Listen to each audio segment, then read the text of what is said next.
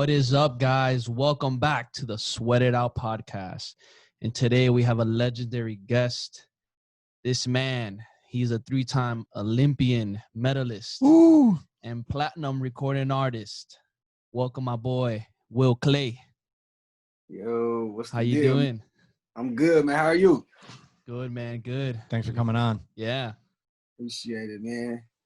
Wish I could do it in person in Miami, though. That'd have been a vibe. Soon enough. We're not going anywhere. I know we were talking about, before we jumped onto the podcast, we were talking about you being in San Diego, us being in Miami. So for sure, man, you got to get yourself out here. You got to get yourself out here. Yeah, got to, man. Miami got the vibes, man. Miami got the vibes, for real. I love Miami. And that humidity when you just outside at the beach, it just feels good. It feels good. I've always said that they should require people to have their passport when they come to Miami. You know, it's like being in a different country. For what? What you need the passport for? Hey, it's not Miami's not like the West Coast. You know, it's not like San Diego. It's a whole different flavor down here. You know, Cubans, Venezuelans. You got the Argentinians, Brazilians. It's a whole melting pot. I love it all, man. I love that. I love that vibe, man. You come over here, you get everything, man. You get everything. So being born and raised here, I laugh because people are like, they come here from other places and they're like, dude, like, how do you not go crazy?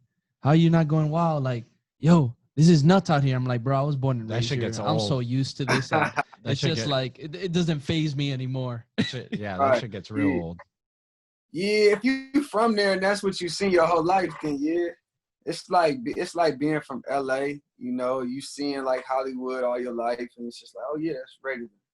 Yeah, you become numb to it all. You know, it's just like it's just another day. You know, right? Yeah, that's just home base. It's just home base for you. Yeah, that's right. I done seen it all, done it all. So, Will, I wanna kind of dive into it and ask you, if you can share with us your story, how you started your career, how you started your pathway to being an Olympian and eventually getting into recording music. Okay. Well, honestly, I started recording music before I actually started pursuing the Olympics, started to take track and field serious. Like me, I was growing up, I was a football player, avid football player, but I was always the smallest dude, but I was the quickest and fastest dude on the field. So growing up, my older brother, he played football at Cal Berkeley and he ran track. So I just always looked up to him. And I think it might have been 11 or 12 years old. I had a football game and I had scored 6 touchdowns. I was just going crazy. And it was a track coach at the meet or at the football game, and the track coach had invited me to a track and field tryout for this club team called the Cheetahs, Arizona Cheetahs.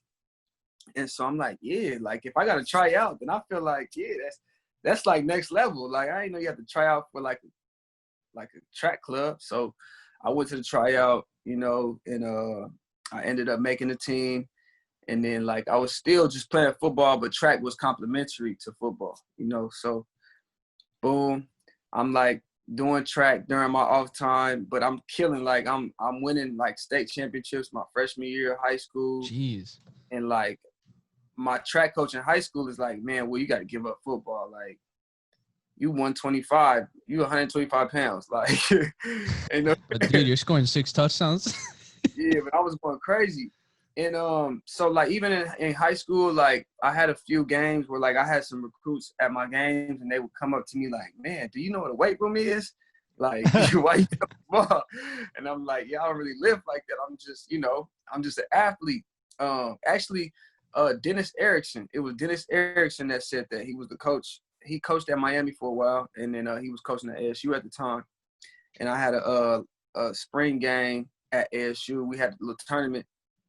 And he pulled up in his little cart. Him and his little assistant coach. They pulled up in the cart, and as soon as he parked right there in front of the field, I caught a pick. Boom, and I took it back. And as I came back, I seen him look at me, and he was like, "Hey, son, come here." He was He was like, what side of the ball you want to play? I was like, I'll play either way. Wide receiver, corner, whatever you want, coach. Like, I was like, whatever. I just want to play football. And he was like, you know what the weight room is? And I was like, I ain't ever lived there. Well, this guy lived in the weight room training the athletes. So that's what he'll tell you about that. Oh yeah, man. You always got, I mean, being very competitive in athletics, you always have the people that are just super gifted and don't really spend a ton of time in the weight room. Then you got like the workout warriors, but then they're trash on the field. So it's like, that's great. You can deadlift 700 pounds, but you can't block anybody. It's not going to do anything. You can't move, right? Yeah. Yeah, I was just strictly going off of just the guy giving pure talent, man. No way. Nothing wrong with that, though. And he was, Coach Erickson was like, don't worry about it. We'll put that weight on you when you get on campus. I was like, oh, for sure. All right. But I say that to say I was getting like a couple football offers, you know what I'm saying, to a couple schools, but for track, I had an offer from every school in the nation. Like I could have went wherever I wanted. That's amazing. So, should have gone to Cuse. Track and field at Cuse is good. You said, what was that? I said the track and field team at Syracuse is good. You should have gone there, if you could have handled the cold. Yeah, I can't do the cold, bro.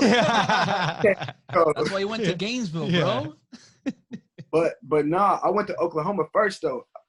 I went to Oklahoma out of high school. So, man, I was my sophomore, junior year. I was getting into a lot of trouble, and I had it was this one time I had got suspended from school, and I was just kind of done with it, I just was like, I'm done with school, man. My coach, my track coach, that like me and him was just super tight. He ended up getting a job at another school. And I'm like, dang, like I don't got my track coach no more. Like this is my guy. And I'm like, man, I'm done with it. And all my boys had transferred to other schools to play because we had hired a new coach that was just trash for football. And so I just stopped going to school for a little bit. And at that time, I decided that I wanted to graduate high school early. So I just started going hard in the classroom. Like I just went crazy and just like got ahead, boom, boom, boom. And I graduated high school early. After my junior year, I went to Oklahoma. And so I won a national title that same year. My freshman year at Oklahoma, I won a national title. But I was supposed to be a senior. So like I literally came home for like graduation, did my graduation and went back wow, to that's crazy. To college. And then at that point is when I really figured out like there is a professional track like circuit, and agents were starting to like kind of get in my ear, and I started to really envision like being an Olympian. That was when I really started to take it serious. And from there I was like, man, I'm going to dedicate to it, and it got me to where I am. So what do you say that experiencing that was that moment that made you realize that football was no longer a pursuit of your passion and track started taking over instead of being that complementary? Now it was that main purpose and driver to continue moving forward. Yeah, I would say it was me winning that national title my freshman year of college.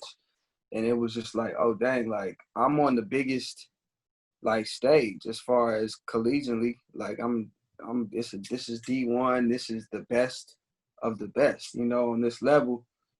And once you go from there, the next level is professional. And I'm like, okay, well, I'm already at the top now. So like, I have to look at what's next. That's what my brand and my mindset is always elevate. I'm always looking for what's next. And so the next stage was to go pro and to go to the Olympics after I won nationals in college.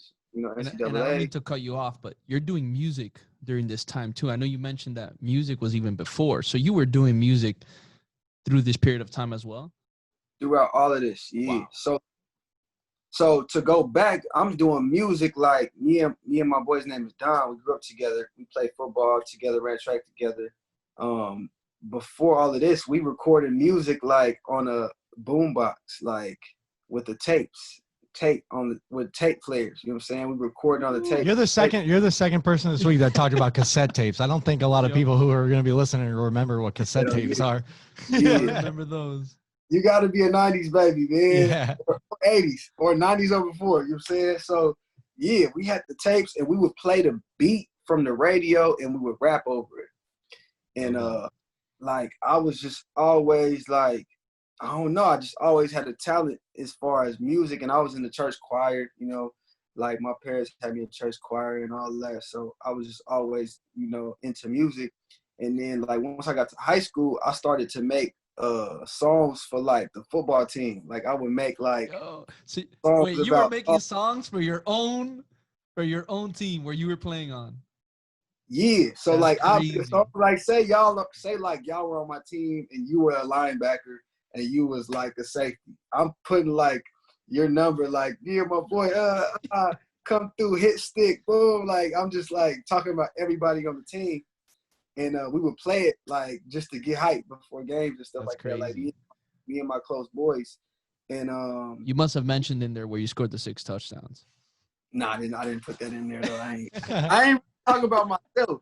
I ain't really talking about myself too much. It was really just like bigging everybody else up. So I got a question though. Why is he the linebacker and I'm the safety? You saying I'm smaller than him? That's not. you do look a little. Look a little. No. He do look a little husky next to you right now. Yeah, I think it's the beard though. He's letting that beard grow out. You know, I'm a little more clean cut. It might be the beard, man. What you saying? Who goes harder in the weight room? You still go harder in the weight room? I think it's pretty on par. You know, I'm not doing power cleans and snatches and, you know, with the time being, we haven't really touched that kind of weight recently. With the times being, so right. Just get around, move around a little bit. You know, trying to get bouncy like you. Yeah. Hey, man. Hey, good luck, man. Yeah. He's Good like, luck. good luck. So I mean, from winning a national championship your freshman year, like, you know, I worked in collegiate football for, you know, 6 years, and I know how tough it can be to kind of keep yourself grounded with all that success. You know, I mean, some of the, you know, I was at Syracuse and then FAU. It's not even close to being at like Oklahoma or UF. You know, we were never in a national championship. So how did you keep yourself humble, you know, and motivated enough, you know, besides like the external factor of like, okay, I want to go to the Olympics, you know, as a competitive athlete, that'll take you so far, but it really comes down to internally, you know, how you can keep that fire lit. So how did you do that for, you know, 3-4 years of your collegiate career and then moving into, you know, the professional ranks? I just had to stay true to who my parents raised me to be. Honestly, I was always taught to take your highs and your lows the same way. You know, like if I had a bad year or a bad season, I had to take it the same way I won a national championship. You know what I mean? And just stay even. And I think the best way for me to do that was knowing that there's more. You know what I'm saying? I haven't, it's records that I haven't broke. There's, you know, there's meets that I haven't been to and won. There's so much stuff that I haven't done. So like, whenever I get done with a meet, like I maybe have a day where I'm like, okay, like I'm gonna celebrate, you know. After that, it's back to work. You know what I mean? So like after I won a national title, I still had more meets after that. I had like a juniors, like a Pan American Junior Championship. So from there, it was like, okay, like that's what I'm preparing for now. Like NCAA was cool, but now this is an even bigger stage, and I got to get ready for that. And then it was crazy, like talking about highs and lows. The following year, I had went home for Christmas break, and I was trying to get like you, man. I was in the weight room going crazy, like 200. I had like 225 pounds on my back, and I'm doing box step ups. And I came down. Damn, dude, that's some weight. Yeah, that's some weight. And I'm at the time I'm probably like 145 pounds. You know what I'm saying? So like I came down wrong with the weight, and I got 2 stress fractures in my low back. Shit. So like my whole 2010 was gone. Boom. Like that whole season I was out. I had nerve damage. I had like compressed nerves, atrophy in my left leg. Like it was a tough time. You know what I'm saying? But same thing. I had to stay down and had to stay solid through that and take it the same way that I took everything else before. And that was why I was able to get back, you know, the following year, 2011. And that was when I won another national title. And that was the year I turned pro. I signed with Nike in 2011. I love that you brought up about that, about, you know, after you won a championship or a meet or something, how, you know, you would already look ahead, you know, to what's next. And, you know, don't get me wrong. It's always good to, as well, you know, analyze and appreciate and love, you know, the success that you're building, and take a day to really soak that in, you know, and you can have your celebration, but I think it's important for people to hear out there that, you know, those people who separate themselves from the rest are the ones that know how to not let that hold them back, that one game or that one championship they won, and that's it. And then it kind of slacks them off, you know, but you really just took notice of, okay, this is what I have moving on in the future. This is what I have to get to. This is what I need to accomplish. This is what's important. I got to keep working because these are the next meets coming up, even though I just won this national championship. So I love that you mentioned that. Yeah.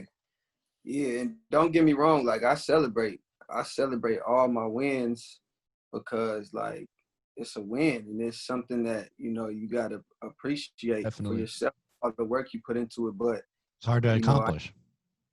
Yeah, it's hard to accomplish, but I try to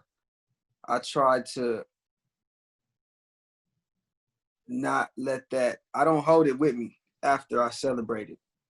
Celebrate and move on. You know, that's really how I try to go about it. That's a great way of looking at it, though, you know, because like you mentioned previously, like there is more to do. There is another task that you need to accomplish, even, you know, in the business realm. It's the same way, you know, it's like, okay, great. Close the deal, did that. We got to move forward now. You know, now what's next? You know, I think too often people, you know, hold their past, you know, positive or negatively, you know, in their mind in order to try to justify what they need to do next, you know, and instead of just saying like, okay, well, that was in the past, great, win or loss, like it was what it was. And, you know, now I got to focus on the next plan, the next goal, you know, keep myself moving forward, keep myself progressing as, you know, an athlete, as, you know, a podcaster with us, or, you know, just in general as a human being. For sure. And I think you got to know, like, as a, whatever it is that you do, you got to know that it's bigger than you. You know, like, at that point, like, my freshman year in college is when I knew I was starting to gain influence in the world. When you got kids writing you, you know, asking you for tips and just telling you how inspiring you are to them. Like, you got to keep that with you. Like, okay, like, I'm not just doing this for myself. If I was doing it for myself, I feel like I wouldn't be where I am today, because I would have kept those wins with me and I just would have boasted in my wins and just lived in my wins. But knowing that I have people that are watching me, people that are inspired by me, people that, you know, are trying to follow the path that I'm taking as an artist, as an athlete, as a businessman, you know, those are things that push me to keep going. Like, it's like Jeff Bezos, like, he don't need to do nothing else. Nah, dude just made another like 15 billion the other day. In a day. He doesn't. In a day. What a savage. But I feel like if I knew him, I feel like he would probably say that he's doing it to help the world. Like, you know, he wants to make things easier in this world for people. You know, it's not even really about the money like that for him anymore. I don't think, you know, when you make, it probably doesn't hurt. Like, but he can do whatever he wants as far as what money could buy. Yeah, for sure. Now I gotta ask you, I've, you know, always wanted to ask this, you know, and you might not be able to answer, I don't know, but going to the Olympics, you know, what we've all kind of heard the stories of that athlete village, you know, like all the shit that goes down there. That really true? People really getting freaky like that in the in the athletic village? 'Cause I know athletes, when you get them all together, you know, some shit might go down. It's kind of like a Vegas thing, man. Yeah, I feel you. You don't have to say anything else. It's kind of like it's in the village, stays in the village. But I will tell you this. I'll tell you this. When you are an athlete and you've been training 4 years for one competition. You get there and you do your thing, you handle your business. After that, you just want to let loose. Yeah, Time man. to celebrate. Hey, nothing wrong with Yeah, that. that's the best way I could put it. And I one more thing is like, all right, so we got like, it's like a big apartment complex, right? It's got like blocks of like high rises. Mm-hmm. Basically every like major country has their own high rise. You got sprinkled in other countries and other buildings. We got a big old cafeteria. At the base of the at the base elevator of the high rise is like a box of condoms. Yeah. Safety first. Safety first. Safety first. Yeah. But after like the first day, they go. Run fast, run strong. Yeah. So it's, yeah, man. I don't know what other people do, but I do know that. That's all I know. That's awesome, man. I appreciate you being able to share that with us. That's that's gonna make awesome. my day for sure. So I got my question isn't obviously this. Yeah, well, we know where my mind's at. 24/7. 24/7. But going into now you entering the pros, being announced that now you're gonna go to the pros and you sign with Nike, and you know all that great stuff. What was that mindset shift that you had to make? Because we obviously know that the mindset in high school to college to now the pros is a whole nother level. What was that mindset, and what did you do and how did you do it to be able to keep excelling at that pro level now? And I think on top of that, can you say that putting yourself around with the right people really elevated you to that next level as well? Yeah, I could honestly tell you that the best thing that I could have done was not change my mindset that much, because I would have put more pressure on myself than I needed to if I would have changed my mindset. Like, oh, I'm in the pro ranks now. Like, nah, I didn't really look at it like that. I looked at it as like, I'm still this young black kid from Phoenix, Arizona that doesn't have anything, and everything is for the taking. You know, that's how I grew up. You know, I always felt like everything was for the taking, even when it was in the worst way as a kid, when I was getting in trouble and doing stupid stuff. That was the mindset that I had, you know, and I kept that mindset, honestly. And that's what really helped me, because there's a lot of guys that came out and went pro the same year as me, men and women, sorry, not even just guys, men and women, that got into the pro ranks, and they started to think different, and, you know, they couldn't handle the pressure correctly, the right way, you know, and it really ended their career prematurely because of the way that they went about, you know, oh, I'm in the pro ranks now, like I got to switch this up, I got to do this different. Like me, I kept the same coach from when I was 17 years old. I'm still with him today, you know. So I really stayed true to what you know I was raised on, and what I grew up on, and what got me there. I didn't really change my mindset, man, honestly. I really love that you brought that up. I actually really love that you brought that up, because I think a lot of times people, like you said, you know, you can really get caught up in your mind now that when you're moving up to another level. And, you know, it's true. You know, you see people start, you know, changing the way they think about certain things, or it starts getting on top of them, and then it starts mind fucking them, you know. And it's just one of those things where I really like you pointed out, you know, you're still fighting for, you know, what you want every day, because you don't know when you can lose that, you know. And I'm a big believer in, you know, you can have it all and you can lose it all like this, you know, instantly. Yeah. So the fact that you brought that up, I think it's amazing, because, you know, for our listeners, for everybody out there listening, is to show them that, you know, you need to keep that part of yourself where you started in your journey, and in a way keep that going to a certain extent, because it is what's going to keep you moving. It is going to be that driver, because that's what initiated that motivation or that drive in the first place.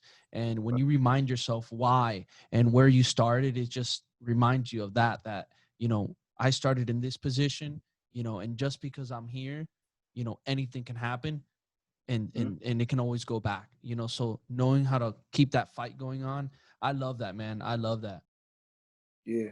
Yeah, man, you got to keep it going, because it's easy to get complacent when I was 20, I just turned 20 years old. I'm making 6 figures, you know, everything was cool. It was easy to just like get complacent and just stay on that same plane, you know, on that same track that I was on. But I was just like, yeah, this is cool, but this isn't, you know, this isn't like for certain. I'm not, like you said, like, with a snap, this would all be gone. And I never wanted to go back to where I came from. I always wanted to continue elevating, like I said. And so, like, yeah, that's what really was just, you know, the driving factor. Like, you got to stay hungry, you know. It's all day. This isn't the. It's like it's mountains. You go up the mountain, you win, and then you take your losses. You come back down, and it's constant. You know, it's constant, and you just have to look at it. You have to know that that's what it is. Like, there's always going to be ups and downs, but you just always have to, you know, keep your head up, and you always have to just keep going. Whether you win or you lose, you got to keep going. I gotta ask, you know, like, so I want to take you back, you know, to that first meet that you medaled in the Olympics. You know, you're about to compete. Everything, you know, everyone's lined up. You're doing your thing. What is your mindset like? You know, right before it all goes down. You know, if at anything, you know, if at anything, because I know a lot of people are like, you know, sometimes I just blacked out and did my thing, and then that was it. You know, like, did you have like a specific thing that you would tell yourself before, you know, you would compete? And then while you were competing, like, how did you stay focused in the moment to be able to, you know, execute at the highest level in all of athletics? I was just telling myself that God got me, and I told myself that I was untouchable. Nobody could beat me. That was what I had on my mind. Like, no one can beat me. I'm untouchable. I've worked harder than everybody that's here. I'm more talented than everybody that's here, and I got faith in God, you know. And that was it. From there, at that point, now I'm blank. Now it's just muscle memory, you know. But as far as like my mind, to get my mind into my confidence, like to where it was, that was already done, you know. From all my training sessions, all of that, I was already like, oh yeah, I got it, you know. And then once I got there, I'm like, yeah, no one could touch me. And I just let it go, let it loose. Yeah, man, that's truly awesome, you know. And I think it's sometimes when you have that one thing you can hold in and remind yourself or tell yourself over and over again, you know, the same way like words of affirmation, you know, and it gives you a boost. You know, I have a few things that I tell myself in the morning and throughout the day to keep me going, to keep that drive up, to keep that energy up. And so that way I don't slow down. You know, Josh knows I'm a go type of guy. You know, if anything, he sometimes, yeah, he's already we're both completely different, but we make it work. But it's just, he'll definitely add that structure. Yeah, I gotta reel him in every now and then. Where I'm just like, boom, let's go. You know, but he's like, he sends me text messages, you're gonna be mad at me, but it's a good thing. Like, all right, man, just let me know so I can like go do my breathing exercises after this, because I know we got a lot of work ahead of us. But yeah, man, and I'm glad you brought that up, because I think a lot of listeners can definitely, you know, find within themselves those things that they can tell themselves to push throughout the day, whether it's at work, whether it's with their exercise and fitness, whether it's with a competition, you know, in any sport, you know. So I think it's highly important that you brought that up. Another question I have for you is, throughout all this going on, is music still a big staple, or would you say that music took a back end for a little bit and this was your main focus moving forward? Or how did that play out? Throughout the Olympic time? Yeah, throughout that time of you being in the pros. Yeah, it took a little bit of a backseat, but it was crazy because my boy, one of my best friends, he at the time he was a producer, and he was at Full Sail College in Orlando, and I was in Gainesville, and so like I would just drive up there and just create and make music with him whenever I could, which was not that much at the time. But as soon as I got done with the Olympics, was when I really jumped in like heavy into like the music. Like right after, like the end of 2012. That's awesome. Would you say that there was like a specific moment, you know, or were you just like, okay, I've pretty much accomplished everything that I could accomplish, like in my athletic career, you know, because a lot of times athletes, you know, they might stretch it out, try to get another couple meets in, or you know, try to make it one more time. You know, did someone, you know, approach you and say, listen, like, you know, obviously it's amazing the accomplishments that you had in athletics, but you know, you have a real talent in music, you know, and now more than any time is your time to seize the opportunity that you have in front of you, you know, or was it just something in your own head that, you know, you just said, now I'm gonna, you know, go out there and I'm gonna, you know, dominate a whole nother industry? It was just a passion. It was just a passion project. Honestly, that's how it started. I wasn't really even trying to get into the industry like that. I was just creating with my boy. Like, so as soon as I got back, or no, yeah, after 2011, I went pro. I go home right after we had World Championships 2011. And I just invited all my boys out. We go out, and one of my boys, the one that was at Full Sail College, Mitch, I take him to the side and I'm like, hey man, I just met YG in LA, and I think we're gonna do a record together, but I want you to produce it. And he was like, man, I don't really make beats like that. Like I don't make West Coast like beats like YG's, you know, type of vibe. I'm like, just try. And so we go to LA, him and I, we fly to LA together, and we get in the studio at YG.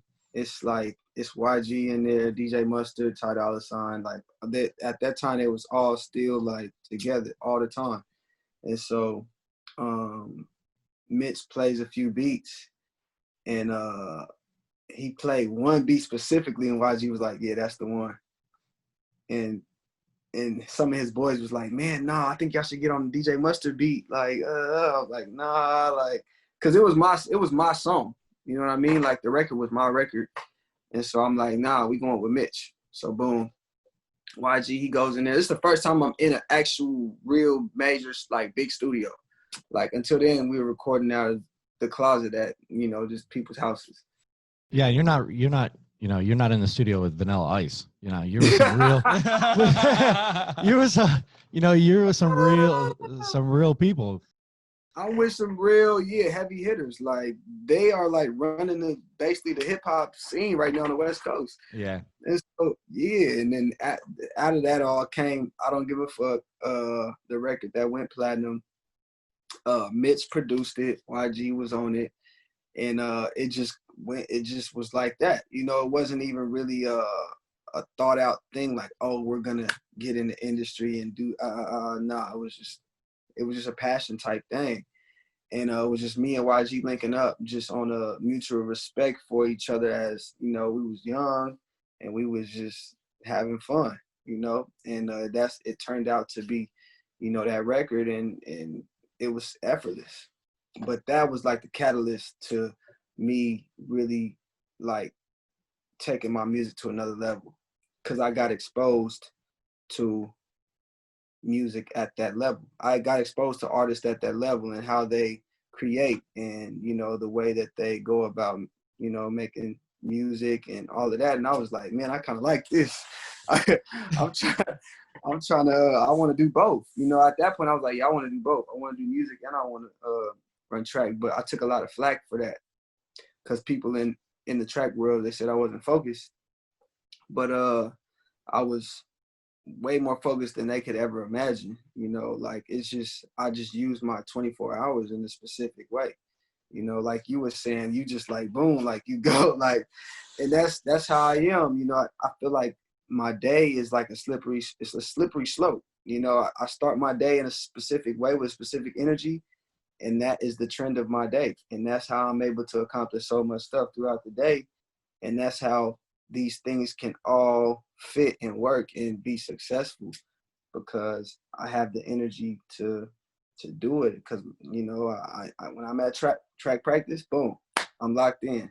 I come home, I'm not playing video games, I'm not watching TV. Like, I'm like, no, I'm gonna record music. So I gotta say, we can definitely agree all here that the energy and the way you start your day can really determine the progress at the end of the day, and the way that you show up at the beginning of the week will determine the way that week's gonna end.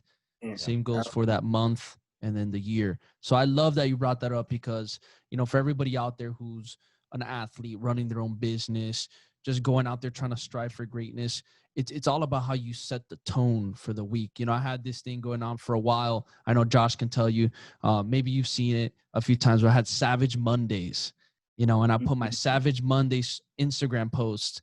And the reason I would do that is because it was setting the tone for the week. That's what I used to do. Set the tone for the week.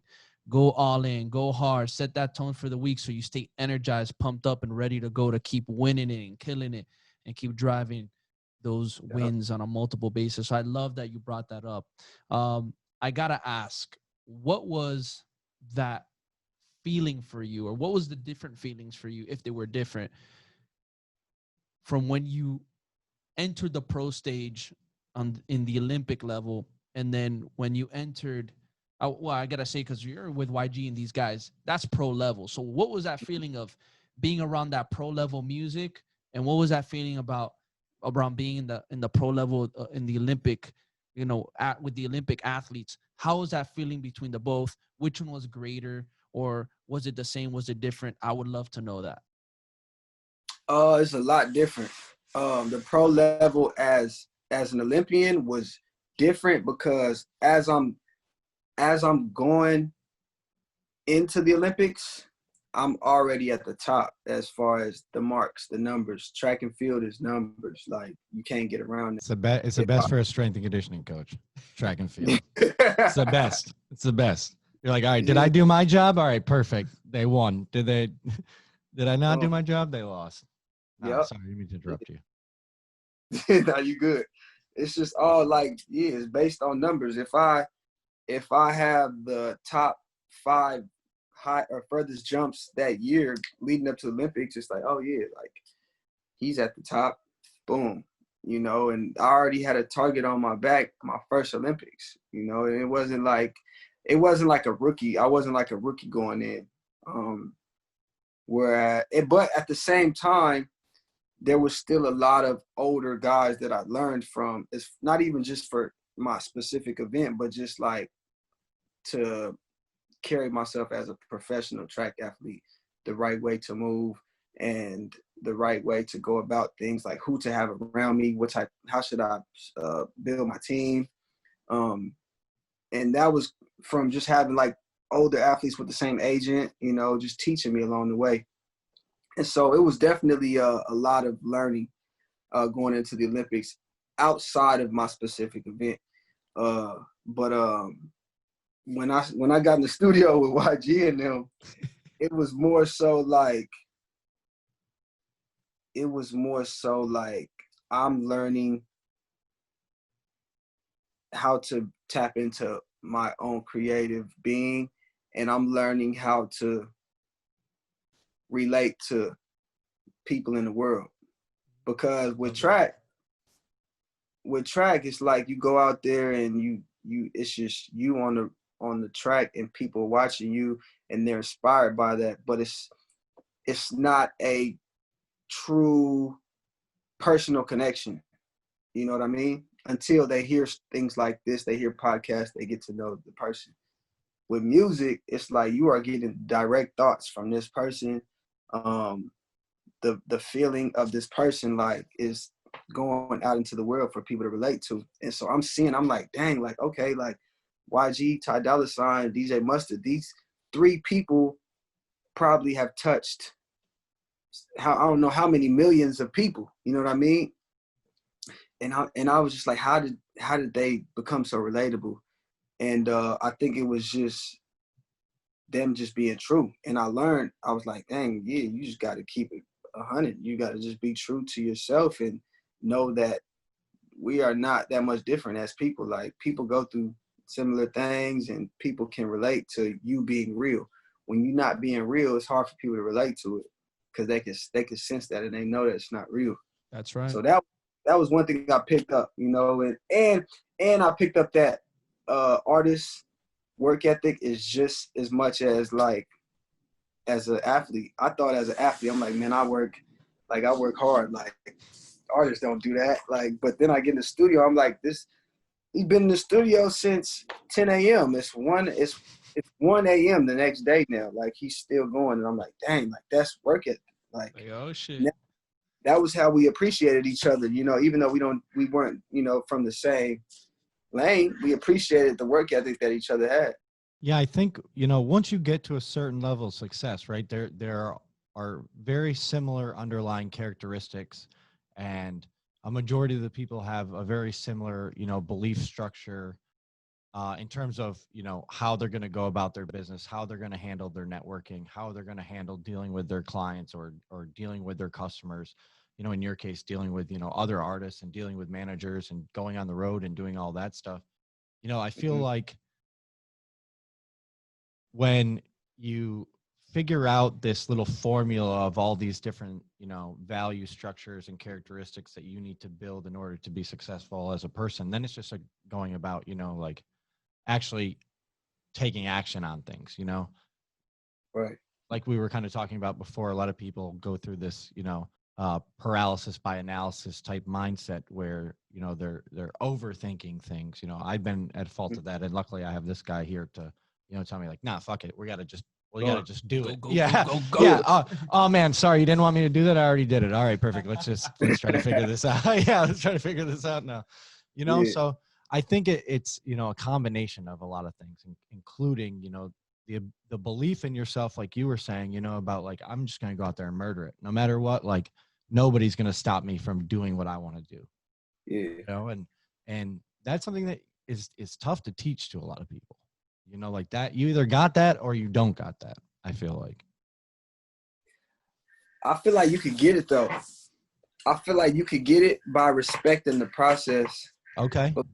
Because when you really tap into your process and you appreciate your process and you treat it as such to the point to where you enjoy the process, now when you get to the test, it's all studying until the test. So when you study the right way, you get to the test and it's like, oh yeah, I know I'm going to pass with flying colors because I know the book front to back. Mm-hmm. And that's the process, you know? So when it comes to the Olympics, for me, it was, okay, my training is my process. I love to train. It's going to be hard, and I love that. When I'm sore, I love that because I know that soreness means I'm growing. My body is physically getting better.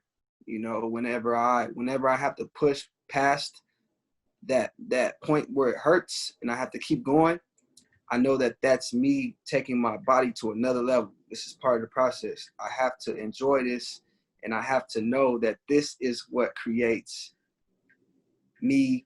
This creates the opportunity for me to win a medal at the Olympic Games. And so I just enjoyed it, you know? And I think that that's something that people can definitely get. I don't think it's something that I have that other people don't have. I think anyone can learn to respect and enjoy the process. You know, I'm not saying that everybody can be an Olympian and triple jump, you know, and do exactly what I did, but you can treat other things that same way. You know, whether it's you want to lose some weight or whether it's, you know, you want to gain a certain amount of strength, you want to hit a 3-rep max, whatever it is you want to do, physically, mentally. It's just the process. You got to just go through the process, and you got to enjoy it, and you just got to keep going. Yeah, no, I definitely agree that in the process, that's where a lot of you'll see a lot of things come out, and you'll start seeing a lot of development within yourself as a person, you know, as an athlete, you know, and whatever it is that you're doing, you know, the process will be where that growth is. So just to, I know we're getting closer to that end time, but I know we'll probably have some, you know, last little questions to ask you. So before we close it off, where can people find you? Where can people connect with you? Where can you connect with them? Let the audience know right now. I'm on Instagram at Will Claye, WILLCLAYE. I'm on Twitter, William Claye. I'm on Facebook. I'm on YouTube. All of it is at Will Claye, CLAYE. My DM's always open. You know what I'm saying? I try to. You guys heard it. It goes down in the DM. Fall back to base to pretty much everybody, unless you're talking about some weird shit. Yeah, that's right. Those stay in the requested folder. You just don't take those to stay out of there. Only. Yeah, I try to get back to everybody. You know, I try. Like a lot of people will hit me up just for like training tips and stuff like that. I try to get back to everybody. Yeah, I'm getting ready to drop some music, so that's gonna be like on Spotify, Spotify, iTunes, Tidal, all of that. Let us know when those releases are coming out. We'll make sure to Definitely, you know, help you out and promote. We'll show those. you some love. Yeah. Any new projects you got going on, you know, we'll be more than happy to share that with our audience. I appreciate that. Definitely. I'll shoot you guys some stuff. I'm getting ready to. I'm dropping next month, so it's coming. It's coming pretty soon. Excited to hear it, man. Hell yeah. Josh, you got you got a last question to ask? And then I know I got like one or two. Yeah, you know, just to kind of follow up on what he was saying, you know, I think you're, you know, dead on about, you know, preparation is everything, right? Then it kind of makes the whole event, you know, second nature. And I think a lot of people lose sight of that. They just kind of look for that next event. They look for that next big project that they need to, you know, but they don't really think about all the steps that it takes in order to get even the opportunity to participate or to be around, you know, the people like you were talking about, like YG and DJ Mustard and these guys, you know, like the years of preparation, the years of like putting in work, late hours, you know, trying to fit everything in your schedule because it's exactly what you want to be doing with your life, you know? So I just wanted to say thank you for, you know, sharing your story and, you know, we couldn't agree more with a lot of the stuff that you were saying about, you know, everything that led you to be the person that you are today. So, you know, thank you, man. Really appreciate that. No problem. Thank you. Man. So I gotta ask you, I got 3 questions. Nothing too crazy, but well, maybe one is. First one. So I know you mentioned Nike. I know we connected through Puma. I know we're both affiliated with Puma. When did that change happen? You know, from Nike to Puma. 2017. 2017 is when I left from Nike and then I signed to Puma. Awesome. How do you like it? Man, it's probably one of the best decisions that I ever made, honestly. It just is like, that's how we connected, so definitely. It's a family, man. Like it just feels like a family, and I feel wanted, you know, by the people that, you know, are there, and I feel like they want to see me do great things and they want to be able to help me in any way possible. And I just think I fit with the brand, you know, as far as being an artist, being an athlete, you know, and it's cool. Like I can, you know, send a text message to like Bjorn, the CEO, and just to say happy birthday or whatever it is, and he you know does the same with me, and it's just kind of cool to be ingrained with the brand that, you know, I've been wearing since I was a kid. You know, I wore Pumas as a kid, to where now I'm like, you know, ingrained in the brand, and I'm in like on billboards and in stores and stuff like that. It's kind of cool. It's almost the dream come true, man. I see you in the stores. It's crazy. Like I see myself like, dang, this is crazy. Like But yeah, I appreciate it, and I just want to like put on and do, you know, the biggest things for the brand, you know, because I know the heritage and I know the history of it, and I feel like it just should be promoted in the grandest way. And that's why it makes sense, man. I appreciate you sharing that. My next question, what's the in the Olympics, after the competition was over, you know, one of the times that you won your medal, what was the funnest experience you had right after you finished that competition? You walked out of that stadium. What did you do after? What was that experience like? What was the funnest one that you had? The greatest experience I had was 2016 after I won my medal. I proposed to my wife. Oh, congrats. That's amazing. That is definitely. That's a very special moment for sure. I love that you brought that up. Yeah. I wasn't expecting that. I love that. Yeah, I proposed to my wife in 2016 at the Olympics. That was pretty dope. We didn't sleep. We didn't sleep for like. That's epic. Now we know where the condoms went. I had to grab them, man. Now we know who took them. Nah, man. Nah, man. Yeah, that was the best moment, man. We just celebrated like we were in Brazil, we were in Rio, and we just celebrated for like we didn't sleep for like 2 days. And we just were out at the beach drinking caipirinhas and nothing better. Just like doing media and a whole bunch of stuff. We went up to like the big Jesus statue up there. Oh yeah. Okay. Yeah, we just it was dope, man. It was dope to like experience that with my wife, and we partied too. Hey, yeah, of course, gotta let loose. Gotta let lots of celebrate. A lot of celebrate there.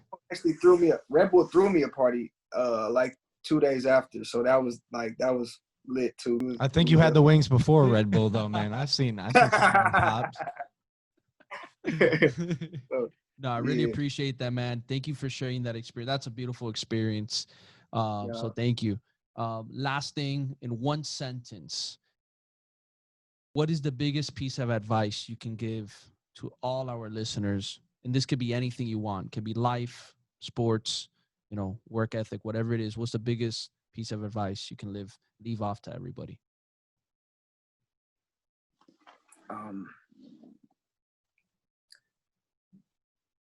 I would say stay inspired and continue to inspire.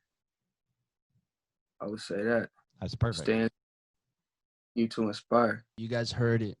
You guys heard it from the man himself, Will Claye. Yeah, thank you again for being on. We really appreciate it. We got to have you down here when all this is kind of, kind of over, and we'll get you in the studio. We'll chop it up again. I don't know if Red Bull will throw a party for us, but we don't need to worry about parties. But this man over here, guy over here, will find us a party. We don't need to worry about parties. We'll figure that out. Those are a dime a dozen here. All right, thank you, brother. We appreciate it. Appreciate you guys, man. Always love.